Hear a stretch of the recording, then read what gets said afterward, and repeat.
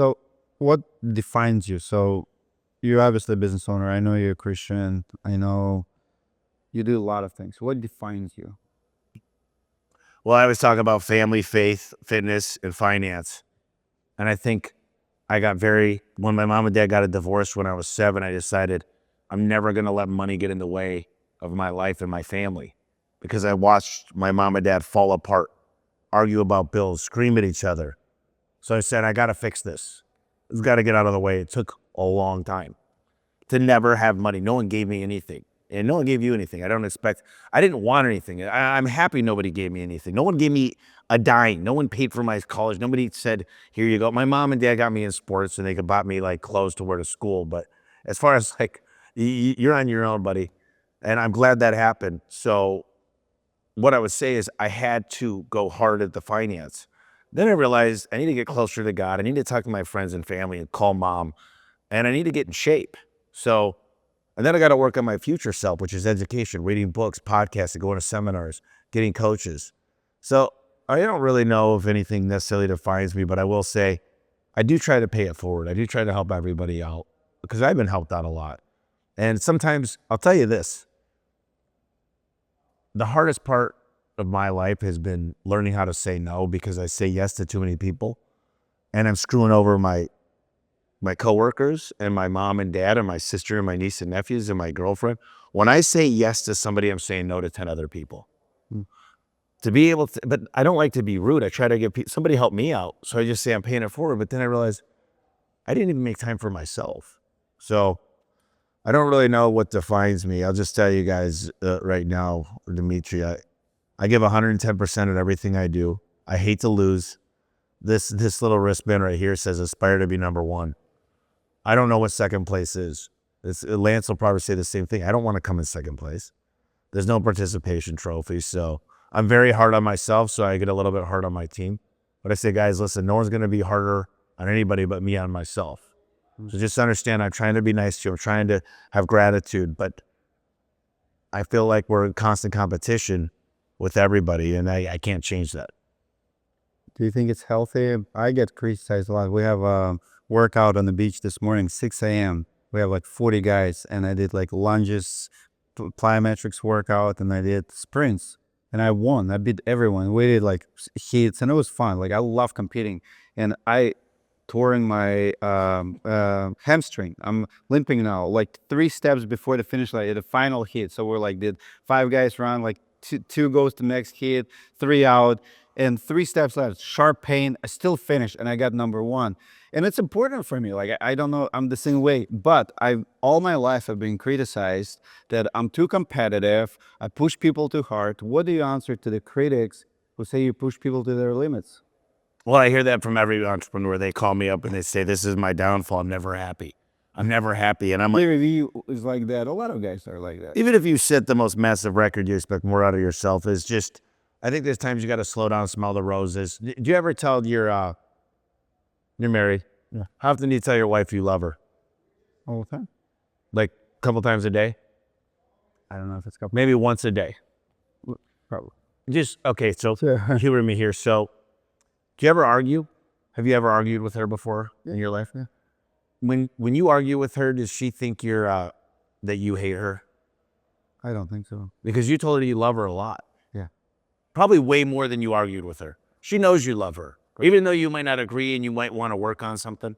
Well, when you have coworkers, you should probably tell them you love them more than you tell them they need to improve. Because then they know you got their back. You saw them doing something good. You caught them doing something right. But when you're all the time giving people negative criticism, but never giving them the positive, that's when you come off as an asshole. That's when they say, I'm never good enough for you. You've never given me a compliment. But I know this. I don't really criticize people. I don't tell them how good they're doing, but I'm trying very hard to 10x. Just catch them doing something right. Say how important they are. Say, listen, you matter to me. You're very impressive. I tell my guys, do you ever call the CSR and say, hey, that call, I murdered it. I did great. See, you call them only when you had a bad job. Why did you book that call? Do you ever call them when you do great? You ever tell the dispatcher how great they did? Do you ever say, man, I am so happy that I just, because here's what most people do. When it's great, I did it.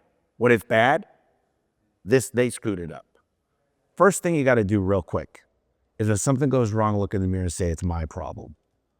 There's this thing called Alcoholics Anonymous. I've never been in it. It's called AA. Yeah. First step is admitting you got a problem. You know what people do? They point these two fingers instead of pointing these two fingers. When you say, maybe it's me, and you say, look, I need to do a better job, that's the day everything changes. Last one. I want to finish on actual last tip we have really quick. The fitness journey. Amazing transformation. Congrats. Thanks. I've heard you're from the stage today, 26, 27% Yeah. fat. Where are you at now? I'm probably at 11. I haven't been to the DEXA scan, but I'm trying to get up to 250 pounds and cut down to 7%. Impressive. Yeah, that's what I think I can get. What led to it? Like, and how did it change? How important it is? Because so many people talk about it now, but it's truly, game changer for business owners. That's not easy. I kind of cheat because I got a chef. I mean, I got the right doctor giving me the right supplements. I got Ashley that helps remind me, like, did you do 100 push? She'll count push-ups for me. I've got 2 trainers. Like, I got the best of the best. But I'll tell you, what changed is one day my cousin called me and said, look in the mirror. She goes, the whole family's proud of you, but you don't look healthy. You don't look like you love yourself. And then I went on this boat with Travis Ringy, and he wasn't drinking at all. And the dude's pretty chiseled. And I was like, why don't you have a drink? He's like, nah, I don't need that right now. I'm focused on being in the best shape. Like, I want to feel good. And then I saw Andy Elliott, and he pinched my fat. And he goes, hey. And I was like, he goes, I know you can do better than this. And then I saw Ishmael, one of my buddies, and he was getting in shape. And I'm like, if you could do it, asshole, I could do it. And it was like all these signs everywhere around me. I'm like, I need to do this. So I went to get the DEXA scan, and they told me I was obese. And that was like, I'm better than this. I got out of the shower every day and didn't even look in the mirror. I'm just like, I'm busy. I'm working. I'm building an empire. It just said, I came last. And then all of a sudden, I started getting in shape. I started walking 3 miles every morning, 2 miles every night. I started eating healthy, and all of a sudden, the brain fog went away. And all of a sudden, all of a sudden, I walked in a room a little bit different.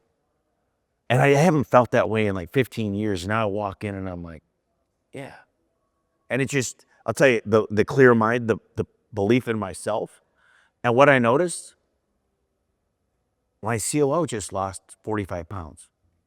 Everybody in my company, together we've lost over 1,000 pounds. Wow. Literally changed the chain effect. If my desk is messy, my whole team's desk is messy. If I'm late to a meeting, they're allowed to be late to a meeting. If I'm parking in the handicap every day, they can park in the handicap. You lead by example. You lead from up front. When they said, well, why are you getting in shape? I walk in their office, none of the girls, the guys, and I take off my shirt. And I'm like, why not you? I'm like, I'm busier than you. And I just smile, and they're like, all right, get out of here, you creep. It's contagious. Fitness is contagious. It is. What I noticed, like, I've traveled to like 150, 200 companies. Number one thing, I do interview with someone, we'll do the picture for the interview later. Number one thing, most man next to me, because, I do CrossFit for about 5-6 years, and not a bodybuilder or anything, but fit. And number one thing at the end is like, fuck, I'm fat. Because, camera exposes you. Yeah. If you do podcasts with it, and I've done it too, like I'm sitting next to you and I'm like, shit, he's fitter than me. It motivates me to go work out a little bit more.